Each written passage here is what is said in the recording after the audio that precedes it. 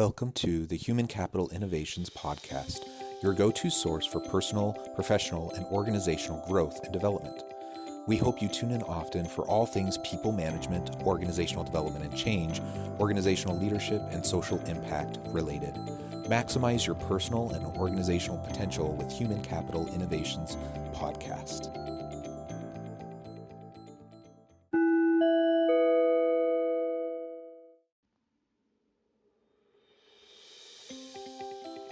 Welcome to the Human Capital Innovations Podcast. In this HCI podcast episode, I talk with Bashan about fostering creativity in the workplace.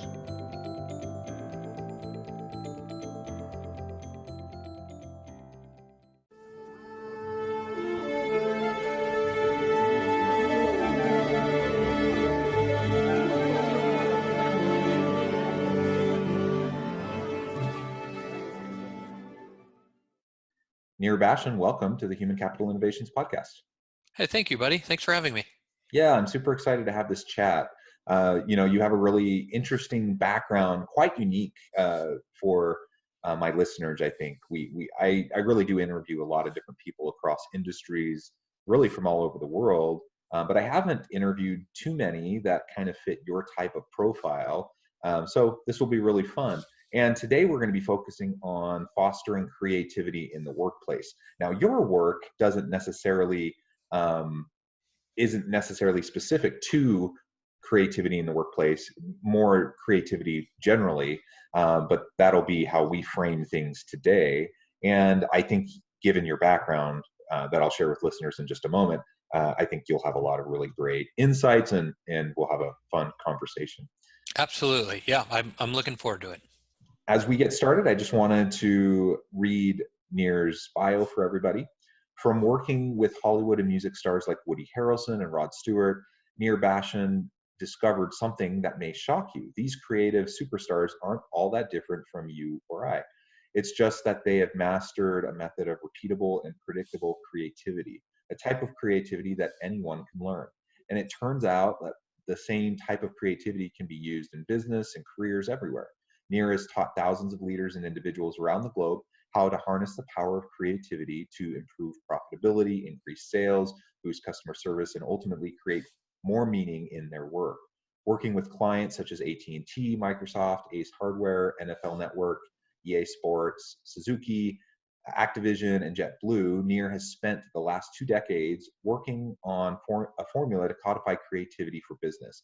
That formula is found in The Creator Mindset, a book which has been translated into 2 languages and released worldwide by McGraw-Hill Business in August of 2020. Congrats on the book release. That is awesome. And I imagine you'll talk a little bit more about that as we go on throughout our interview today. Yep. And really an incredible resume and background, and I love the way you frame creativity as a practice that can be learned, that we can all do in consistent and sustainable ways. So that's how we're going to be exploring this today. As we get started, anything you would like to share by way of personal background, context, anything like that for the listeners? Yeah, no, I think you're spot on. I think for too long, Jonathan, creativity has been shrouded in mystery, right? People that have it, are untouchables, and they're so great. I wish I could be like them, and I'm not creative, and so on and so forth. And so I think it's really important to get the word out there that everybody's creative. It just takes the will to want to do it and a couple tools to help you out. And you could be as creative as those Hollywood and music stars. It's a practice. You got to do it. Yeah. And just like success in anything, it takes a lot of consistent effort over time, right? So Exactly. learn skills and consistency. And to go off on a little tangent for a second, recently I was watching The Last Dance on Netflix. You may or may not be aware of that show, but it's about the Chicago Bulls and Michael Jordan and the 6 championships. And, it just, to me, it highlights, obviously Michael Jordan was an incredibly skilled athlete, perhaps one of the most talented basketball players of all time. Yeah.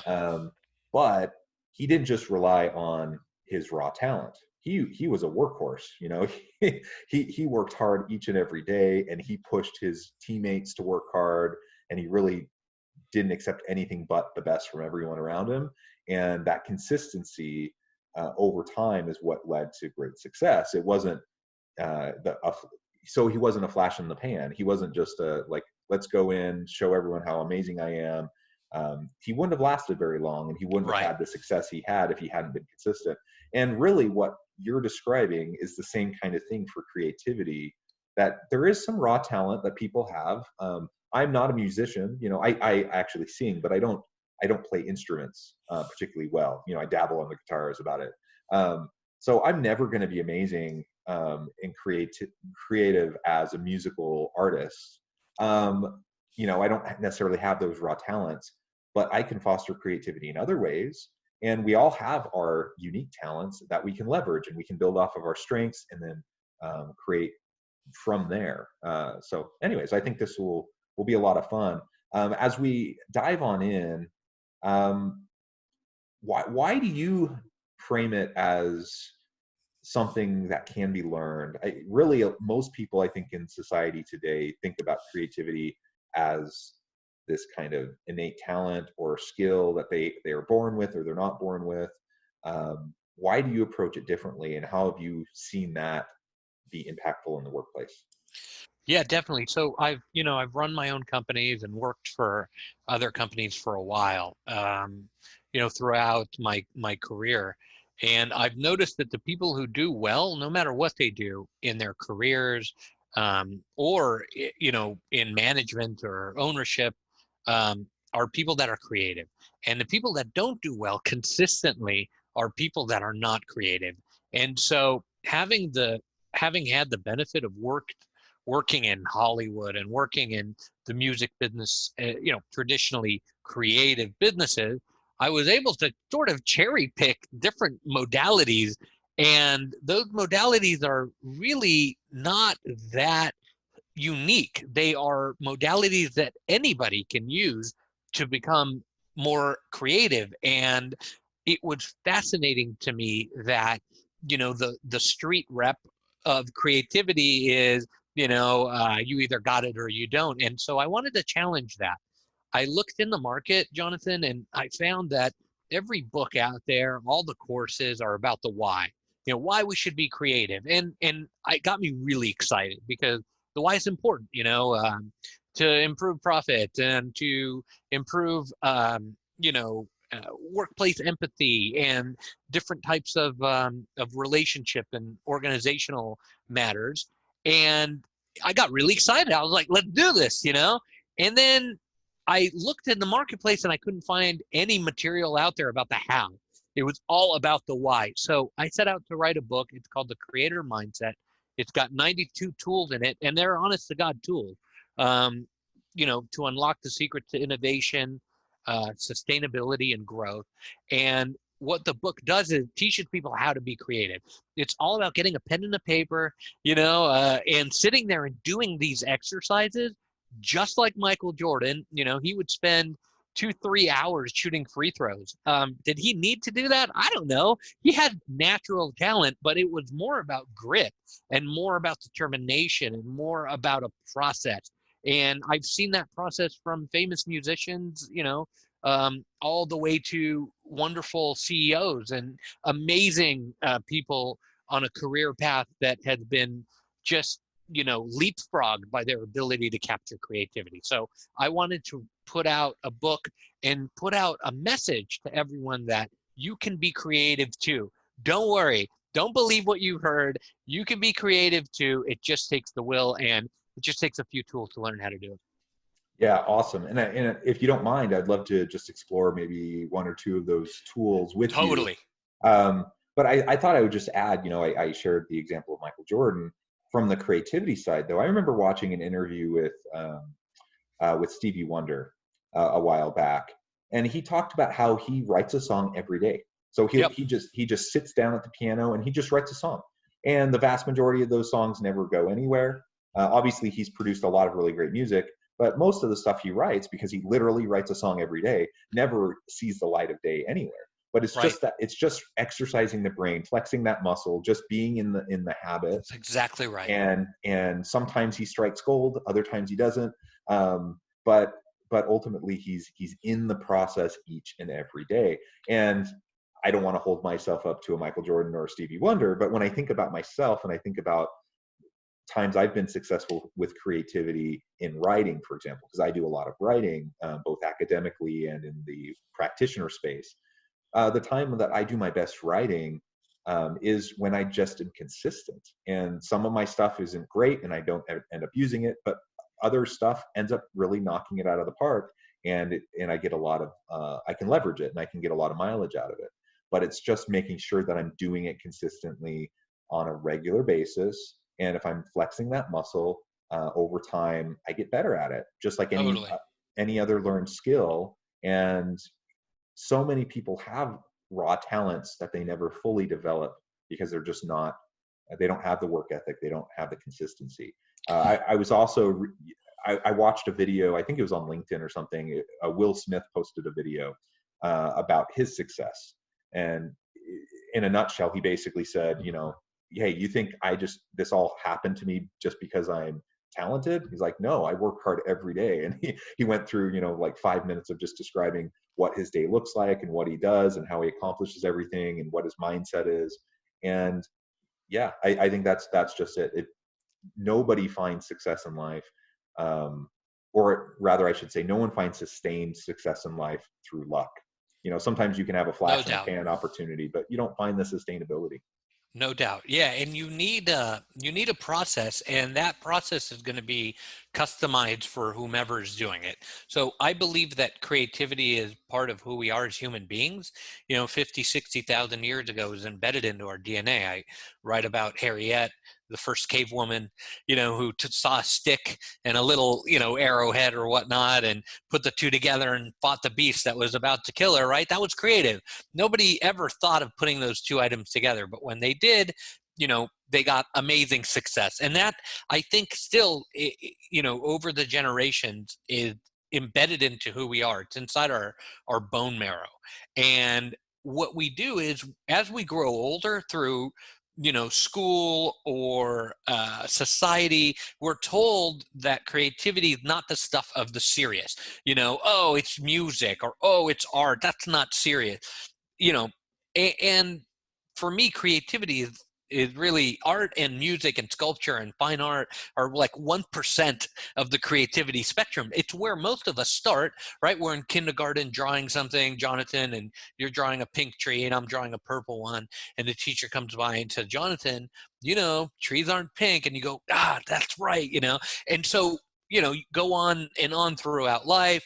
You know, go to college, you're in grad school, and you know, these are analytical constructs, and we lose touch of that creative way to look at things. And so, you know, I consult and I do workshops and webinars with many companies, some of them that you've named, and a lot of them are really uncomfortable with thinking a different way. But for me, it is about time that we start looking at things in a slightly different way. We're, you know, operating largely on half of our potential, and we're constantly wondering why we can't get where we need to go. It's because we've stifled down the creative way of looking at things. We've stifled down soft skill. We've stifled down all of these wonderful and amazing intangibles, and I put it in quotes because they are tangible. They're just not immediately tangible. They're not, soft skills aren't immediately quantifiable. So we're like, forget it. It doesn't show up on a P&L sheet. Forget it. But don't forget it. Those are some of the most important things when, you know, looking at workforce development, looking at your career and saying, hey, I want to get to the next level. You know, Timmy has worked that job for 6 years and then he got promoted. I want to get promoted. Do I have to work that job for 6 years and then, you know, hope and pray that I get promoted? Absolutely not. Those are analytical mindsets. The creative mindsets will help you to uncover a lot of different, you know, maybe non-linear path to get where you want to go.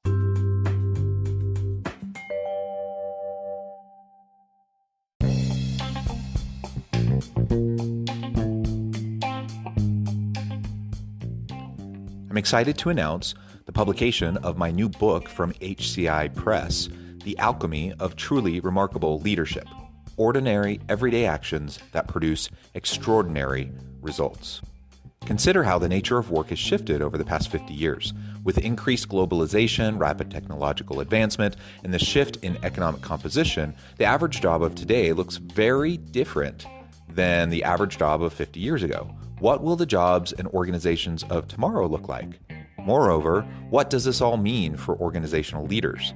What are the core competencies and capabilities of organizations and their leadership that are prepared for continued disruption and geopolitical and socioeconomic shifts? Regardless of what the future holds, increasingly, leaders need to be socially minded, data-driven, decisive, champions of talent, and disruptors of the traditional notions of leadership, teams, organizations, and work. The Alchemy of Truly Remarkable Leadership will help you to explore your own leadership competencies and capabilities and consider ways to apply and implement them into your workplace and personal life.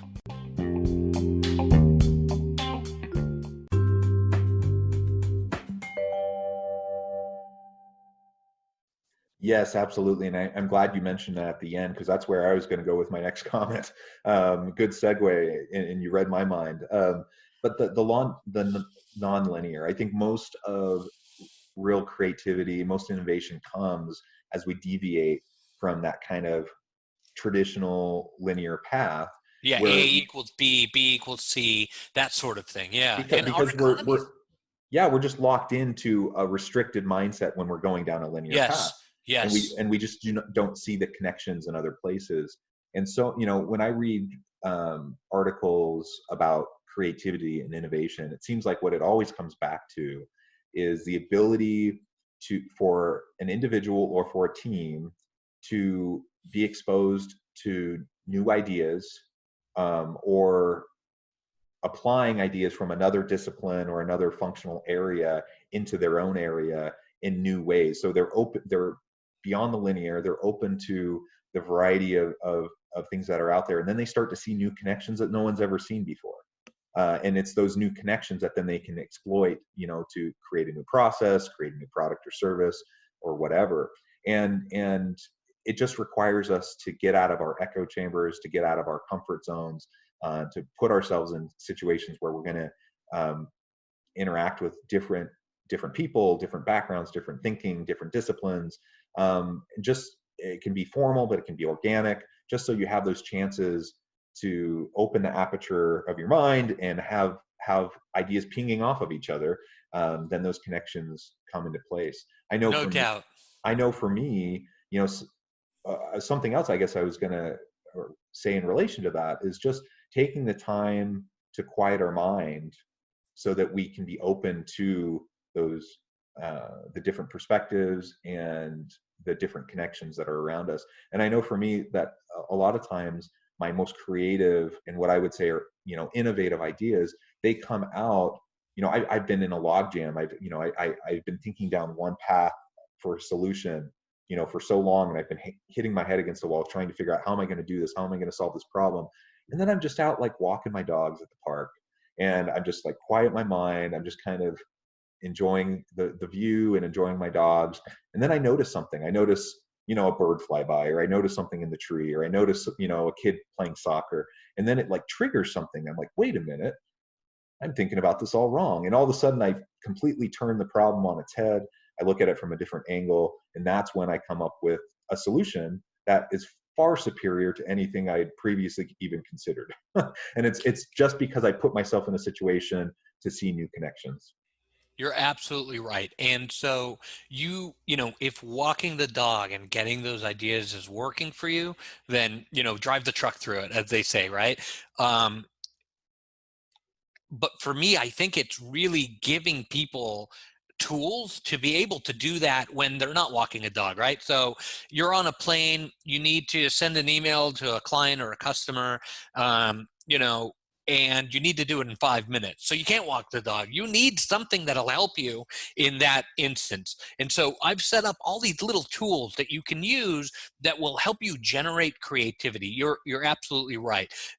The the fostering environment that we build in an organization to encourage creativity is really important, but without having the other end of it to feed ideas into it, you just have a receptive environment, but without the ideas and that creativity being generated.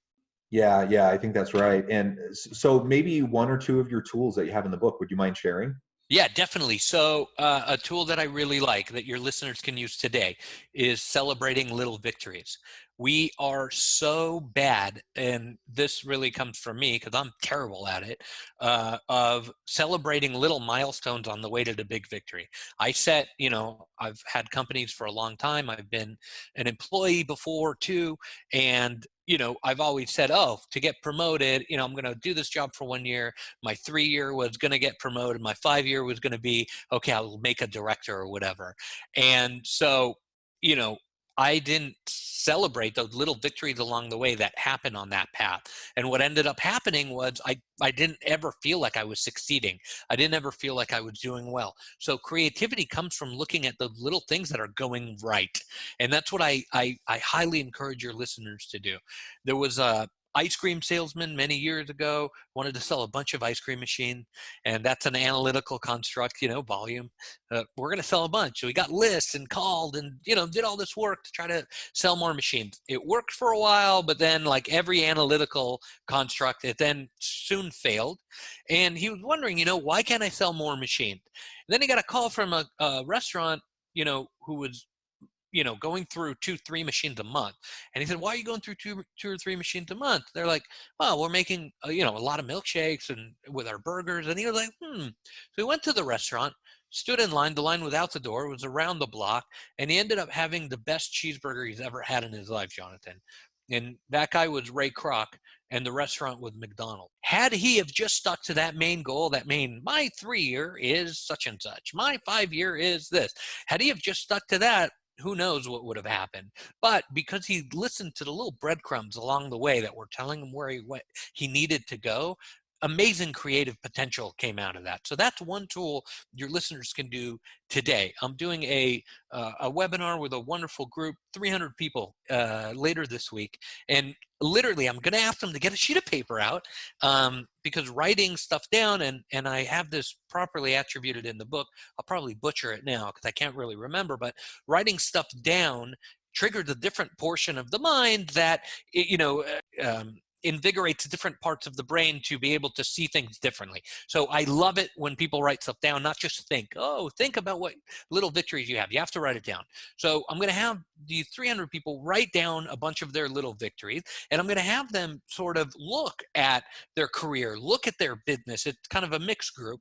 And I'm going to say, okay, what of those little victories are pointing you to things that you need to do? Is it, I don't know, make a better relationship with this vendor because they're doing some amazing things? Is it, take the company or the product or the service in a different direction? Absolutely, it's all there. If you start to look at your little victories, you can have amazing creative potential. Yeah, I love the focus on little victories. I think that applies to a lot of different areas of life, actually, when we're looking at motivations, just finding success more generally.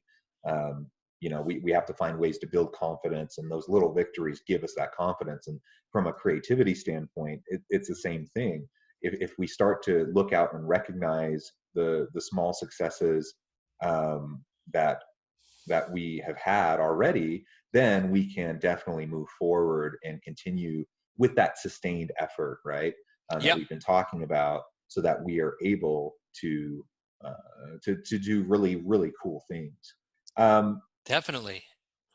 I know we're about out of time. Before we part ways, though, I wanted to give you a chance to give the last word and to share with listeners how they can get connected with you, how they can find your book, anything else that may be upcoming for you before we close. Yeah, definitely. So the book's on Amazon, on Barnes & Noble. It's available all over the world. It's being translated into 2 languages. It's called The Creator Mindset. I would love to hear from your listeners and see what they think of the book. I have a website. It's nearbashan.com. Don't worry, there's I think 3 near Bashans in the entire world. I'm not the one uploading Call of Duty clips. That's not me. Or like there's a girl who's like has a Pinterest that looks like she spent maybe, 3 years on. It's like clothed and all that. That's not me. It looks good though. The stuff is, really, really nice work. So I'm easy to find. I'm on Insta and Facebook and all those different sites. We have a community on my website. I would love for people to join. It's free. It's moderated, so no 99-cent Viagra ads. It's really about asking and receiving information. It's Adam Grant and Wayne Baker's system. So really, really cool, free. So I would love to meet your listeners on there and continue the conversation. Wonderful. Thank you so much, Nir. It's been a real pleasure talking with you. The time has flown by, and I'd love to continue the conversation, so perhaps we can do this again sometime. But I really do hope that listeners will challenge maybe a preconceived mindset that you have around creativity and innovation. Just because you're analytical doesn't mean you can't be creative, right? Absolutely. And there's just so many things we can do to foster both an innovative culture, but also innovative practices that can lead to daily small wins and daily creativity to help our organizations to be successful. I know that's what you talk about in your book. I hope listeners will check that out. Check out Nir, get connected with him on LinkedIn and other social media. Go to his website, get engaged in that community. And I hope everyone stays healthy and safe. Have a wonderful week. And I hope everyone can find meaning and purpose at work each and every day.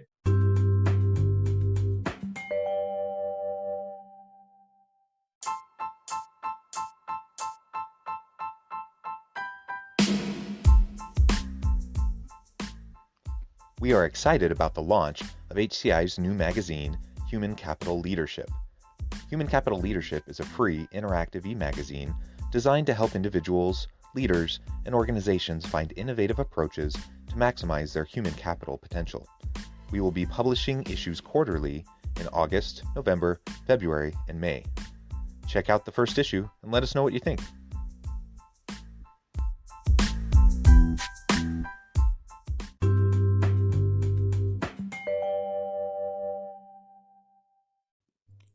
Thanks again for joining us for this episode of the Human Capital Innovations Podcast. I hope you stay healthy and safe and that you have a great week.